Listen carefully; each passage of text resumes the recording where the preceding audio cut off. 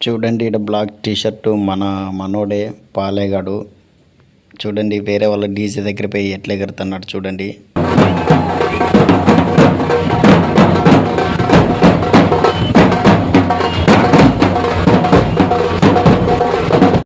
ఇక మనోడు వీళ్ళని వదిలి వచ్చేలా లేడని మనము రూటు మళ్ళిచ్చినాము.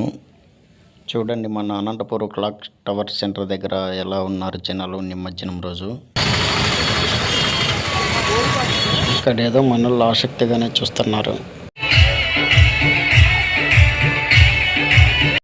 చూశారు కదా అంతా లేడీస్ డీజే ముందర ఎలా డ్యాన్స్ వేస్తున్నారో చూడండి.